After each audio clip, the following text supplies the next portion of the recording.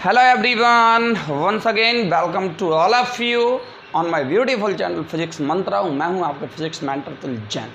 बच्चों, आज का जो हमारा लेक्चर होगा ये होगा आपका वेक्टर पर। और as you know very well, vector is the part of the motion in a plane. Chapter का ये पार्ट है आपका, जिसमें हम लोगों को पढ़ना है वेक्टर क्या होते हैं, वेक्टर कौन कौन सी प्रॉपर्टीज़ को फॉलो करता है। इसके बाद यहाँ से हम लोग पढ़ेंगे टाइप ऑफ वेक्टर हम लोग पढ़ेंगे। फिर आगे इसी तरीके से बहुत सारे टॉपिक्स हमें यहाँ पे क्या करने हैं, आपके कवर करने हैं।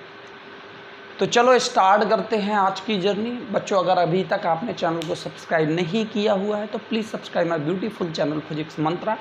इसी तरीके से आपको regularly video on my beautiful channel पे आपको मिलती रहेगी, और इसी को आप वॉच करके आप अपने सिलेबस को भी कंप्लीट कर सकते हो, नंबर ऑफ़ क्वेश्चन को भी आप क्या कर सकते हो, सॉल्व आउट कर सकते हो। तो चलो स्टार्ट करते हैं बच्चों हम लोग आज का चैप्टर, आज का लेक्चर। चलो लेक्चर नंबर फर्स्ट। और अभी तक आपने अगर चैनल को सब्सक्राइब नहीं किया है तो प्लीज़ बच्चों subscribe my beautiful channel physics mantra. चलो सबसे पहला क्वेश्चन हमारे पास आता है, नीड ऑफ वेक्टर। हमें वेक्टर की क्यों ज़रूरत पड़ी। चलो बच्चों, यहाँ से इससे पहले हम लोगों ने पढ़ा हुआ था फिजिकल क्वांटिटी। उस फिजिकल क्वांटिटी को मैंने क्या बोला हुआ था, इसके पास दो चीज़ें होती हैं, एक होता है मैग्नीट्यूड और दूसरा होता है आपका क्या, यूनिट, जिसको हम लोग शॉर्ट में लिखते हैं P Q is equal to the N into U. N आपका क्या होता है, मैग्नीट्यूड, और यू क्या होता है आपका, यूनिट। यू क्या होता है आपका, यूनिट। अगर जैसे फॉर एग्जांपल मैंने कहा कि आप मार्केट गए, आप 3 केजी राइस लेके आना, 3 केजी आप राइस लेके आना। मैंने साथ में कह दिया कि राइस के साथ साथ आप पल्स भी ले आना। आपने कहा ठीक है 1 केजी हम पल्स भी ले आए। टोटल आप कितना मटेरियल ले आए, आप 4 केजी। आपने इसको ऐड कर दिया।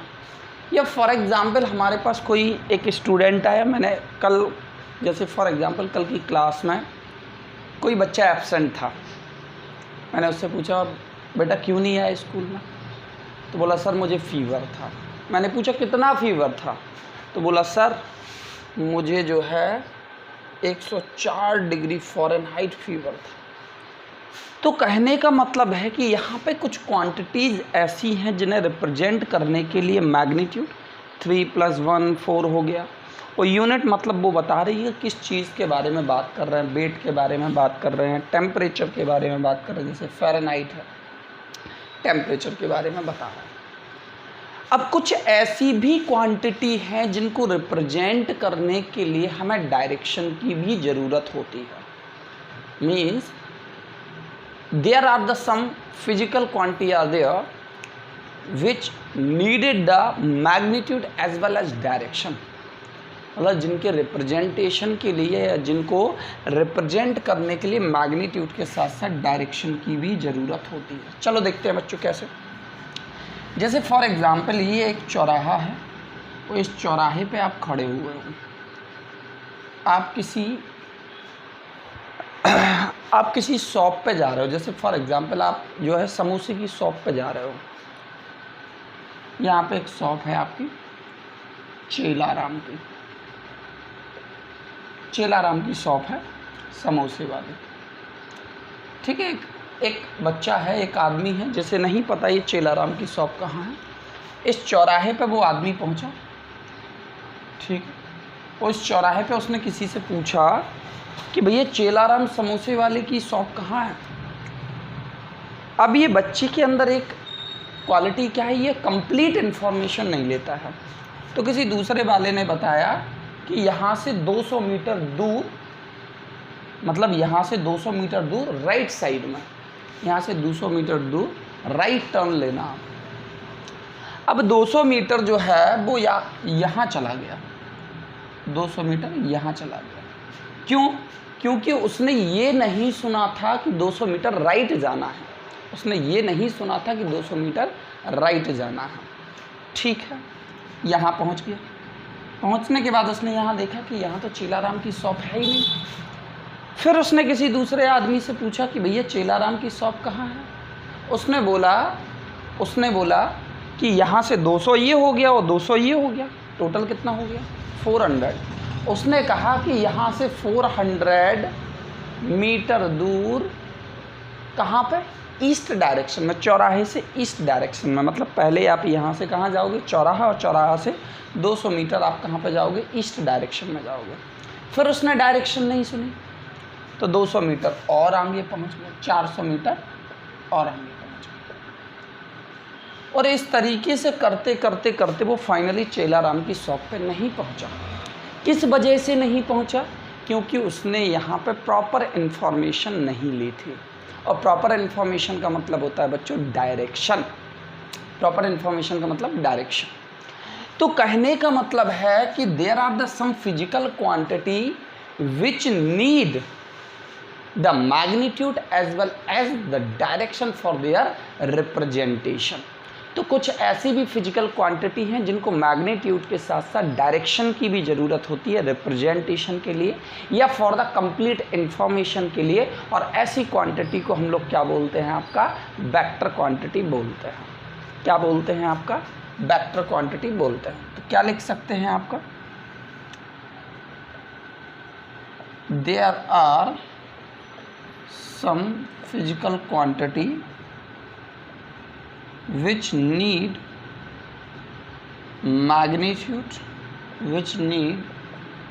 magnitude and also direction and such quantity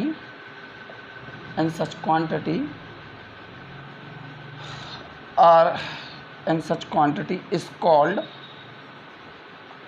vector quantity. और ऐसी क्वांटिटियों को हम लोग क्या बोलते हैं बच्चों, वेक्टर क्वांटिटी बोलते हैं। मैंने क्या बोला हुआ है यहाँ पे बच्चों कि यहाँ पे कुछ ऐसी भी क्वांटिटी हैं जिनको मैग्नीट्यूड और यूनिट के अलावा डायरेक्शन की भी ज़रूरत होती है, और ऐसी क्वांटिटीज़ को हम लोग बोलते हैं आपका वेक्टर क्वांटिटी बोलते हैं। तो वेक्टर क्वांटिटी क्या हो गई? Vector quantity is the quantity which need the magnitude as well as the direction. Note तो कर ही लिया होगा। तो चलो यहाँ पे हम शॉर्ट में लिख ही देते हैं बच्चों। एक मैंने लिखा स्केलर और एक मैंने लिखा वेक्टर। स्केलर क्वांटिटी वो क्वांटिटी होती हैं जिनके पास क्या होता है, आपका मैग्नीट्यूड। इसको एक काम करो, कंपैरिजन के फॉर्म में भी हम लोग समझ लेते हैं। यहाँ पर स्केलर और दूसरा आपका वेक्टर, डिफरेंस भी हो जाएगा ये। चलो, स्केलर वो क्वांटिटी है जिनके पास क्या होता है, आपका मैग्नीट्यूड होता है, या which needed the magnitude and also the unit. यहाँ पे जो वेक्टर क्वांटिटी होती है इनके पास मैग्नीट्यूड के साथ साथ मैग्नीट्यूड प्लस डायरेक्शन और प्लस यूनिट की ज़रूरत होती है। यूनिट मतलब KG, metre per second, kilometre पर सेकेंड, व्हाटएवर जो भी है वो यूनिट की भी ज़रूरत पड़ती है। And such quantity is called the vector quantity. चलो अब देखो, जैसे मैंने एग्जाम्पल में आपसे बोला, एरिया, वॉल्यूम, स्पीड, वर्क, ये सब आपकी स्केलर में आ जाती है। वेक्टर में अगर जैसे मैं बात करूं तो यहाँ से फोर्स, वेलोसिटी, एक्सेलरेशन और भी बहुत सारी आपकी ऐसी क्वांटिटीज़ होती हैं जो आपकी किस में आती हैं, आपके that will comes under the vector quantity. चलो यहाँ से अगर मैं बात करूँ आपका किसका, स्केलर क्वांटिटी का। अभी मैंने जस्ट क्या बोला था कि आप मार्केट गए, 3 kg आपने राइस लिया, 1 kg आपने पल्स लिया, टोटल कितना लिया, 4 kg। कहने का मतलब है कि यहाँ से स्केलर क्वांटिटी जो है वो ऑर्डिनरी लॉ ऑफ अलजेब्रा को फॉलो करती है। मतलब जो सिंपल एडिशन होता है उस तरीके से हम क्या कर सकते हैं, आपका ऐड कर सकते हैं। तो यहाँ पे लिख सकते हैं आपका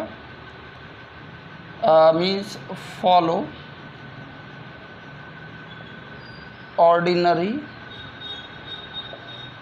लॉ ऑफ अलजेब्रा। सिंपल तरीके से हम क्या कर सकते हैं, इनको ऐड कर सकते हैं। लेकिन अगर बच्चों हम बात करें आपका वेक्टर क्वांटिटी की, तो वेक्टर क्वांटिटी को ऐड करने के लिए क्या होगा, आपका क्या होगा आपका, वेक्टर लॉ ऑफ एडिशन को फॉलो करना पड़ेगा। और यहां से लिख सकते हैं फॉलो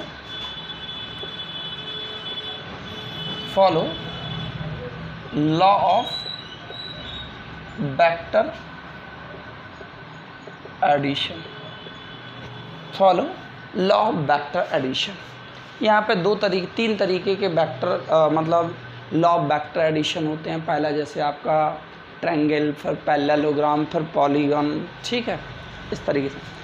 अब देखो, कहने का मतलब है कि कई ऐसी भी क्वांटिटी होती हैं कि जिनके पास डायरेक्शन होती है फिर भी वो वेक्टर क्वांटिटीज़ नहीं होती हैं।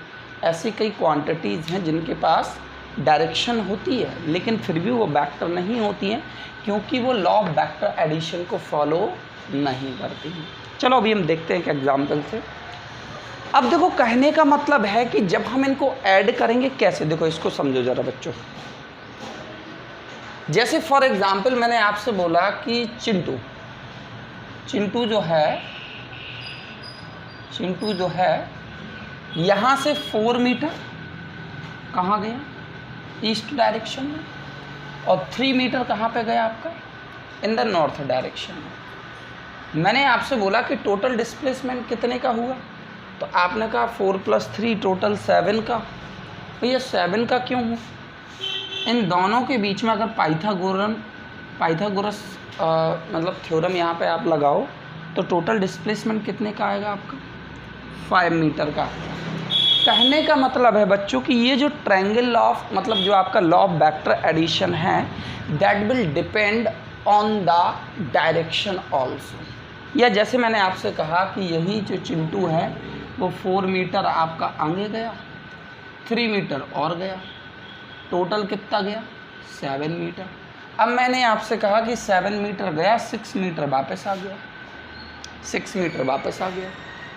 तब मैंने आपसे पूछा कि टोटल कितना डिस्प्लेसमेंट हुआ, तो आपने बोला 7 + 6, ये गलत हो जाएगा। टोटल डिस्प्लेसमेंट कितने का होगा आपका, 7 - 6 = 1 मीटर का डिस्प्लेसमेंट होगा। क्योंकि यहाँ पे वेक्टर क्वांटिटीज़ में जो आपका एडिशन होता है या by the law of vector addition, ये किस पे डिपेंड करता है बच्चों, डायरेक्शन पे या एंगल पे आपका डिपेंड करता है। किस पर डिपेंड करता है, डायरेक्शन और एंगल पे आपका डिपेंड करता है। जिसे हम लोग क्या बोल सकते हैं आपका कि जितनी भी हमारे पास वेक्टर क्वांटिटी होती हैं that can be added by the law of vector addition. किस पर डिपेंड करता है आपका, लॉ ऑफ वेक्टर एडिशन पर डिपेंड करता है। बात समझ में आई। तो इनको जो है हम लोग ऑर्डिनरी लॉ से आपका क्या कर सकते हैं, आपका ऑर्डिनरी लॉ ऑफ अलजेब्रा से ऐड नहीं कर सकते हैं। इनको ऐड करने के लिए मैग्नीट्यूड के साथ साथ डायरेक्शन या एंगल की हमें ज़रूरत पड़ती है। तो ये क्या करते हैं आपके, follow the law of vector addition. बच्चों नोट करो जल्दी से इतना नोट करो। नोट हो गया, चलो हटा दूँ। चलो इसके बाद यहाँ पे आता है नेक्स्ट वन थिंग्स। अब देखो यहाँ से, चलो देखो, अगर जैसे मैंने अभी आपसे क्या बोला था कि यहाँ पे कई ऐसी भी क्वांटिटीज़ होती हैं जिनके पास डायरेक्शन होती है बट वो वेक्टर क्वांटिटी नहीं होती है। तो एक पॉइंट में हम लोग लिखे दे रहे हैं, यहाँ से इस तरीके से लिख लो, all vector quantity have direction and magnitude. हर एक वेक्टर क्वांटिटी के पास डायरेक्शन भी होती है और साथ में क्या होता है आपका, मैग्नीट्यूड भी होता है। और वेक्टर क्वांटिटी के पास डायरेक्शन होगा तो वेक्टर तो कहलाएगा। लेकिन अगर किसी भी क्वांटिटी के पास डायरेक्शन है तो ज़रूरी नहीं है कि वो आपका क्या होगी, वेक्टर क्वांटिटी होगी। वो क्या होगी आपकी, वेक्टर क्वांटिटी होगी। तो यहाँ से लिखे दे रहा हूँ, quantity which have the quantity which have direction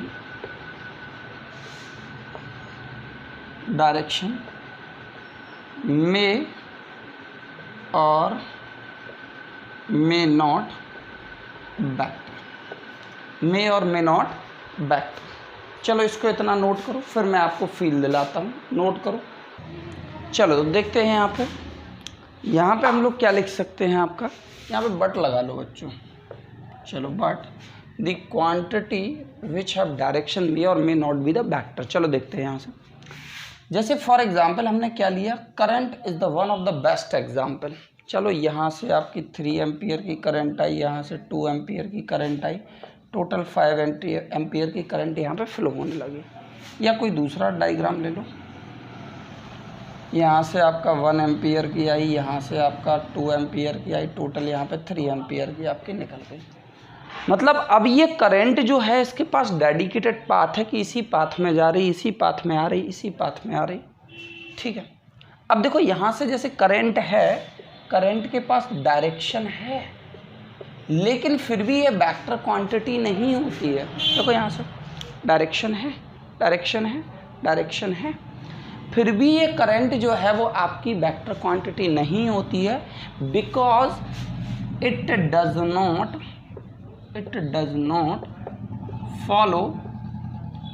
follow law of vector addition, क्योंकि इसका जो मैग्नीट्यूड है वो मैग्नीट्यूड आपका एंगल पे या डायरेक्शन पे डिपेंड नहीं कर रहा है, इसीलिए लॉ ऑफ वेक्टर एडिशन को फॉलो नहीं कर रही। इसीलिए मैंने इसको ऑर्डिनरी लॉ ऑफ अलजेब्रा से क्या कर दिया, आपका ऐड कर दिया। तो कहने का मतलब है कि अगर किसी क्वांटिटी के पास अगर डायरेक्शन है तो ज़रूरी नहीं है वो वेक्टर हो आपके, ज़रूरी नहीं है वो वेक्टर हो आपका, ठीक है, जिसका मैंने एग्जांपल दिया हुआ था। लेकिन अगर किसी क्वांटिटी के पास आपका क्या है, किसी वेक्टर क्वांटिटी के पास डायरेक्शन होगी, लेकिन ज़रूरी नहीं है किसी भी क्वांटिटी के पास अगर डायरेक्शन हो तो वो वेक्टर होगा, ठीक है। चलो इतना चीज़ क्लियर हुआ।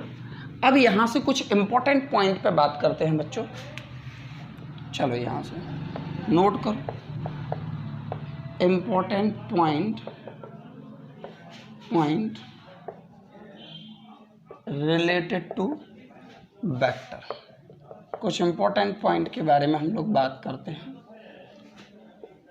चलो पहला पॉइंट है, 3 पॉइंट में यहाँ पे आपको लिख रहा हूँ, आप तीनों पॉइंट यहाँ पे नोट करेंगे। बच्चों ये 3 पॉइंट मैंने आपको सामने लिखे हुए हैं। पहला मैंने लिखा हुआ है, चलो अब इन पे हम लोग डिस्कशन करते हैं बार बार, मतलब 1 बाय 1 करके। मैंने पहला पॉइंट लिखा हुआ है, on rotating 2 pi vector does not change. अगर हमारे पास कोई वेक्टर है, अगर उस वेक्टर को 2 पाई का मतलब हो गया आपका 360 डिग्री से अगर हम लोग क्या करते हैं, आपका रोटेट करते हैं, तो वेक्टर में कोई भी चेंजेस नहीं होते। चलो देखो यहाँ से, जैसे फॉर एग्जांपल ये हमारा एक वेक्टर है आपका ए, उस वेक्टर को हमने क्या किया, 360 से रोटेट कर दिया, 360 डिग्री से क्या कर दिया, आपका रोटेट कर दिया। तो क्या ये वही वेक्टर अपनी सेम पोजीशन पे नहीं आ गया? क्या ये वही वेक्टर अपनी सेम पोजीशन पे नहीं आ गया ना? तो क्या इसकी डायरेक्शन में चेंजेस हुए क्या इसके मैग्नीट्यूड में चेंजेस हुए क्या? नहीं हुए। तो कहने का मतलब है कि अगर हमने किसी वेक्टर को 2 पाई से या 360 डिग्री से रोटेट कर दिया तो वेक्टर अपनी सेम इनिशियल पोजीशन पे आ जाता है, तो डायरेक्शन में भी कोई चेंजेस नहीं होते हैं और मैग्नीट्यूड में कोई भी चेंजेस नहीं होते हैं। That's why there is no change in the vector. पहला पॉइंट क्लियर हो गया बच्चों। चलो दूसरा पॉइंट है आपका, a vector can shift parallel to itself. अगर हमारे पास कोई वेक्टर है, फॉर एग्जांपल ये हमने कोऑर्डिनेट सिस्टम ले लिए, ये हमारे पास कोई वेक्टर है, इसको हम पैरेलल शिफ्ट कर सकते हैं। फॉर एग्जांपल ये 30 डिग्री का एंगल बना रहा है, इस वेक्टर को उठा के हम यहाँ भी रख सकते हैं, इस वेक्टर को उठा के यहाँ पे भी रख सकते हैं। बस यहाँ पे उसका डायरेक्शन मतलब एंगल और इसका मैग्नीट्यूड आपका चेंज नहीं होना चाहिए। तो चलो इसको उठा के मैं यहाँ पे भी रख सकता हूँ, पैरेलल शिफ्टिंग अलाउ होती है। यहाँ से भी आपका यहाँ पे भी मैं पुट कर सकता हूँ, that should be make the angle of 30 degree. मतलब हम वेक्टर की पैरेलल शिफ्टिंग कर सकते हैं। अगर हमारे पास कोई वेक्टर आपका गिवन है, कुछ इस तरीके से अगर हमें वेक्टर यहाँ पे गिवन है, हम इस वेक्टर को उठा के यहाँ पे भी रख सकते हैं, यहाँ पे भी रख सकते हैं, बस इसका डायरेक्शन और मैग्नीट्यूड आपका चेंज नहीं होना चाहिए। इसका एक और एग्जांपल मैं यहाँ बना रहा हूँ। जैसे फॉर एग्जांपल हमारे पास एक वेक्टर है, ये है वो आपका वेक्टर जो कि आपका 30 डिग्री का एंगल बना रहा है। इस वेक्टर को उठा के मैं यहाँ भी रख सकता हूँ, इस वेक्टर को उठा के मैं यहाँ भी रख सकता हूँ। मतलब पैरेलल शिफ्टिंग अलाउ होती है, किसी भी वेक्टर को हम लोग पैरेलली शिफ्ट कर सकते हैं, लेफ़्ट में, राइट में, अपवर्ड, डाउनवर्ड, जहाँ पे भी आप शिफ्ट करना चाहो, बशर्ते बस यहाँ पे एंगल और डायरेक्शन आपका चेंज, एंगल, डायरेक्शन और मैग्नीट्यूड आपका चेंज नहीं होना चाहिए। ठीक है बच्चों, इतना बात क्लियर। चलो 2 पॉइंट आई होप आपको क्लियर हो गए होंगे, पैरेलल शिफ्टिंग अलाउ होती है। तीसरा पॉइंट समझो कि अगर हमारे पास 2 वेक्टर हैं तो 2 वेक्टर के बीच का जो एंगल हमें लेना है, देखो यहाँ से पहले इसको समझ लो। The angle between 2 vector is the smaller of the 2 angle between the vector when they are join tail to tail. जब हमने 2 वेक्टर को टेल टू टेल ज्वाइन किया तो उनके बीच का स्मॉलर एंगल हमें लेना है। कैसे? मतलब यहाँ पे जो एंगल की लिमिट होगी वो क्या होगी आपकी, मतलब थीटा, इसको ऐसे लिख लो, थीटा जो है वो आपका 0 भी हो सकता है, 180 भी हो सकता है और इन दोनों के बीच में भी हो सकता है। कैसे? चलो समझते हैं। जैसे फॉर एग्जांपल हमारे पास एक वेक्टर है आपका ए और दूसरा वेक्टर है आपका बी और इनके बीच में एंगल दिया फॉर एग्जांपल 120 डिग्री। ठीक है, अगर ये वाला 120 होगा तो ये वाला कितने का हो जाएगा, 240 डिग्री का। तो by this one important point या बाय दिस वन कंडीशन, इनके बीच में जो आपका मिनिमम एंगल होगा वो कौन सा लोगे आप, 120 ना कि आपका 240। लेकिन एक और कंडीशन है कि इनके बीच में वेक्टर्स को टेल टू टेल ज्वाइन होना चाहिए। तो देखो भैया, पहले वाले का टेल, सेकंड वाले का भी टेल आपका ज्वाइन, तो यहाँ पे थीटा कितना आ जाएगा, 120 डिग्री। अगर मैं यहाँ से एक और मैं बात करूँ, यहाँ से जैसे मैं एक और मैं आपको बात करूँ, जैसे 2 वेक्टर हैं, चलो ये हैं A vector and B vector और ये एंगल आपको गिवन है 300। मैंने बोला यहाँ से कि ए और बी के बीच का एंगल कितना होगा, तो आप कहोगे 300। नहीं बच्चों, मैं बार बार वही चीज़ मैं बोल रहा हूँ आपका कि 2 वेक्टर अगर टेल टू टेल ज्वाइन है, अगर हैं तो ठीक है, नहीं है तो ज्वाइन कर दो, पैरेलल शिफ्टिंग से ज्वाइन कर दो।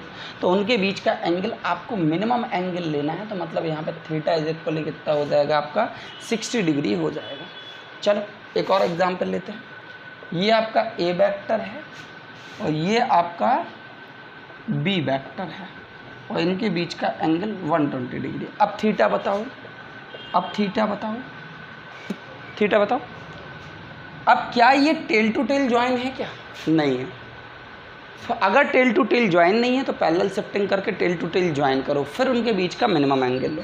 चलो इसको मैंने थोड़ा सा आगे एक्सटेंड कर दिया, तो ये वाला 120, तो ये वाला कितने का, 60 डिग्री का। अब देखो टेल टू टेल ज्वाइन हो गया, पैरेलल शिफ्टिंग, इस वाले को उठा के यहाँ रख दिया, पैरेलल शिफ्टिंग, डायरेक्शन और एंगल चेंज नहीं होना चाहिए। तो ए और बी के बीच का एंगल अब कितना हो जाएगा, 60 डिग्री। हो जाएगा या नहीं हो जाएगा, हो जाएगा या नहीं हो जाएगा बच्चों, हो जाएगा ना। चलो मैं रिमूव कर दूँ इसको। आई होप ये तीनों प्रॉपर्टी इंपॉर्टेंट पॉइंट आपको क्लियर होगा। चलो अब यहाँ से बच्चों एक थोड़ा सा मैं जनरल सा कंसेप्ट मैं आपको बता रहा हूँ, ये कई बार यूज़ होता है इसलिए मैं बता रहा हूँ, डायरेक्शन का कंसेप्ट है ये। चलो ये है आपका ईस्ट डायरेक्शन, ये वेस्ट, ये नॉर्थ, एक साउथ। एक बॉडी जो है वो आपकी कहाँ जा रही है, नॉर्थ ईस्ट डायरेक्शन में जा रही है, नॉर्थ ईस्ट डायरेक्शन में, making the angle of 45 degree. ठीक है, अगर कोई बॉडी है, कोई प्लेन है, कुछ भी है, वॉटेवर, आपका कहाँ जा रहा है, नॉर्थ वेस्ट में जा रहा है, मतलब नॉर्थ वेस्ट यहाँ पर सेकंड क्वाड्रेंट, तो ये आपका एंगल बना रहा है 45 degree.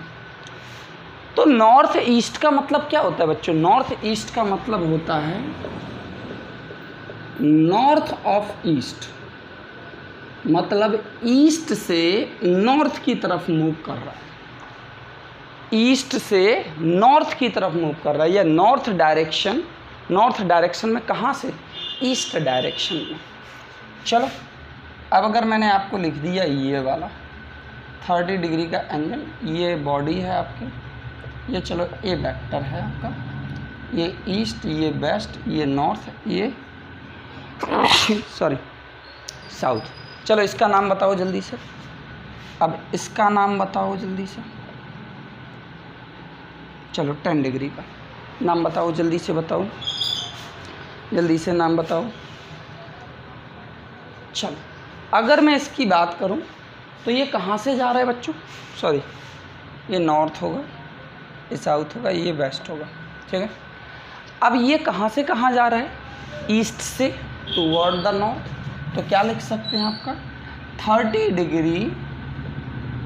Degree north of east, north of east. इस वाले को क्या लिख सकते हैं, ये देखो साउथ से 10 डिग्री कहाँ पे जा रहा है आपका, वेस्ट की तरफ जा रहा है ना, तो west 10 degree west of south, south का 10 डिग्री टुवर्ड द वेस्ट, तो वेस्ट ऑफ साउथ। इस तरीके का डायरेक्शन आपको पता होना चाहिए बच्चों, ठीक है। चलो अब इसके बाद हम लोग बात करते हैं बच्चों यहाँ पे किस पे, टाइप ऑफ वेक्टर पे बात करते हैं, टाइप ऑफ वेक्टर। देखो यहाँ पे कई सारे वेक्टर्स होते हैं, तो हम लोग 1 बाय 1 बात करते हैं आपका यहाँ से। टाइप ऑफ वेक्टर में सबसे पहले आता है आपका इक्वल वेक्टर, इक्वल वेक्टर। नाम से ही पता चल रहा है दो वेक्टर जिनका मैग्नीट्यूड क्या है आपका सेम होना चाहिए। इक्वल का मतलब मैग्नीट्यूड भी आपका सेम होना चाहिए, डायरेक्शन भी आपका सेम होना चाहिए। चलो अब हमने जैसे एक कोऑर्डिनेट एक्सिस ले ली, चलो एक वेक्टर जो है वो आपका 3 मीटर पर सेकंड से ईस्ट डायरेक्शन में आपका मूव कर रहा है, और एक और आपका वेक्टर 3 मीटर पर सेकंड से ईस्टी डायरेक्शन में आपका मूव कर रहा है, ईस्ट डायरेक्शन में ही मूव कर रहा है। तो यहाँ से इक्वल वेक्टर का मतलब क्या होता है कि दो वेक्टर, चलो ये वाला है आपका ए वेक्टर और ये वाला है आपका बी वेक्टर। इक्वल वेक्टर का मतलब होता है कि दो वेक्टर जिनका मैग्नीट्यूड भी सेम हो और डायरेक्शन भी क्या हो आपका सेम हो, ठीक है। तो हम लोग क्या लिख सकते हैं आपका two vector which have same magnitude and same direction। अगर मैं यहाँ से बोलूँ A vector is equal to 3 meter per second in east, और दूसरा अगर मैं बी वेक्टर बोलूँ 3 meter per second in the east, तो आपके ए वेक्टर और बी वेक्टर आपके इक्वल होंगे। Mod of A vector is equal to the mod of B vector होगा, इक्वल मैग्नेट। अगर मैं ईस्ट की जगह इसको लो मैं वेस्ट कर दूं, तो यहाँ पे mod of A vector is equal to mod of B तो होगा, लेकिन A vector does not equal to the B vector होगा, मतलब ये इक्वल वेक्टर नहीं होंगे। अगर मैंने केवल और केवल डायरेक्शन चेंज कर दी या मैग्नीट्यूड चेंज कर दिया, तो is that clear to all of you. Equal vector का मतलब हो गया आपका वो वेक्टर्स 2 और more than 2 vector which have the same magnitude and same direction, and such vector is called the equal vector. चलो दूसरा, नेगेटिव ऑफ अ वेक्टर। हमें किसी भी वेक्टर का नेगेटिव बनाना है या किसी भी वेक्टर का हमें नेगेटिव वेक्टर बनाना है, तो क्या करो बच्चों, डायरेक्शन चेंज कर दो। चलो ये है आपका A vector 3 meter per second in the east direction. अब हमें इसका नेगेटिव चाहिए, डायरेक्शन रिवर्स कर दो। B vector 3 meter per second in the west direction, तो हम लोग क्या बोल सकते हैं, A vector is equal to the minus of B vector. इसकी डायरेक्शन फॉरवर्ड, इसकी डायरेक्शन आपकी रिवर्स होगी या नहीं होगी। तो ए वेक्टर का नेगेटिव क्या है आपका बी वेक्टर, ए वेक्टर का नेगेटिव क्या है आपका बी वेक्टर। ये इसको ऐसे भी लिख सकते हैं, बी वेक्टर का नेगेटिव क्या है आपका ए वेक्टर। ए के रिस्पेक्ट में बी को देखो तो डायरेक्शन रिवर्स है, मैग्नीट्यूड इक्वल है, तो ए का नेगेटिव क्या होगा, बी का। अब बी के रिस्पेक्ट में ए को देखो, केवल डायरेक्शन बदलना है, केवल क्या करना है आपको, डायरेक्शन बदलना है। मतलब यहाँ से यहाँ लिखा हुआ है ए is equal 3 meter per second in the east direction और B is equal 3 meter per second in the west direction. तो ए का नेगेटिव हुआ बी और बी का नेगेटिव हुआ आपका ए, जैसे हम लोग बोलते हैं negative of a vector. Negative of vector का मतलब हो गया आपका same magnitude but opposite direction, same magnitude but opposite direction. Is that clear बच्चों? चलो अब इसके बाद आता है थर्ड वन, जिसे हम लोग बोलते हैं parallel and anti parallel. Parallel and anti parallel vector जिन्हें हम लोग बोलते हैं, ठीक है। पैरेलल एंड एंटी पैरेलल हम जिसे बोलते हैं, तो बच्चों देखो यहाँ से पैरेलल एंड एंटी पैरेलल का मतलब क्या होता है, अगर दो वेक्टर्स के बीच में, टेल टू टेल के बीच में अगर एंगल कितने का है, 0 डिग्री का है। अगर दो वेक्टर के बीच में, जैसे एक वेक्टर है आपका ए और एक वेक्टर है आपका बी, और इनके बीच में आपका 0 डिग्री का एंगल है। मैग्नीट्यूड की यहाँ कोई बात नहीं है, मैग्नीट्यूड की यहाँ कोई बात नहीं है बच्चों। टेल टू टेल के बीच में हम एंगल की बात कर रहे हैं। अगर टेल टू टेल के बीच में अगर कोई एंगल अगर आपका 0 डिग्री का है, तो उसे हम लोग क्या बोलते हैं, आपका पैरेलल वेक्टर बोलते हैं। क्या बोलते हैं आपका, पैरेलल। यहाँ पर कोई मैग्नीट्यूड के बारे में बात नहीं है बच्चों। एंटी पैरेलल, ये टेल टू टेल के बीच में देखो, ये टेल टू टेल के बीच में कितने डिग्री का एंगल, 0 डिग्री का एंगल। अगर हमारे दो वेक्टर के बीच में, टेल टू टेल के बीच में कितने डिग्री का एंगल है आपका, अगर आपका 180 डिग्री का एंगल है, तो ये क्या कहलाएगा आपका, एंटी पैरेलल। इसको आप ऐसे भी ज्वाइन कर सकते हो, ऐसे भी ज्वाइन कर सकते हो। एक वेक्टर हो गया ए, दूसरा वेक्टर हो गया आपका बी, ए वेक्टर और बी वेक्टर, इनके बीच में एंगल हो गया आपका 180 डिग्री का। क्या हो गया आपका, 180 डिग्री का। Is that clear? चलो, तो पैरेलल मतलब 0 डिग्री, एंटी पैरेलल मतलब आपका 180 डिग्री। चलो इसके बाद इसमें नेक्स्ट वन आता है, जिसे हम लोग बोलते हैं आपका कोलिनियर। क्या बोलते हैं उसको, कोलिनियर बोलते हैं। कोलिनियर नाम से ही पता चल रहा है, को का मतलब multiple, multiple of vector, linear का मतलब लाइन, लाइन। अगर आपके मल्टीपल ऑफ वेक्टर क्या है आपका, सेम लाइन और सेम पाथ में है। चलो ये आपकी एक लाइन है, एक वेक्टर आपका ये है, एक और वेक्टर आपका ये है। About that means what, same line, about the same line. Magnitude different हो सकता है, नो प्रॉब्लम एट ऑल। यहाँ पर डायरेक्शन क्या होगी आपकी, सेम होगी। अबाउट दैट मीन्स व्हाट, क्या होंगे आपके, सेम लाइन होंगे।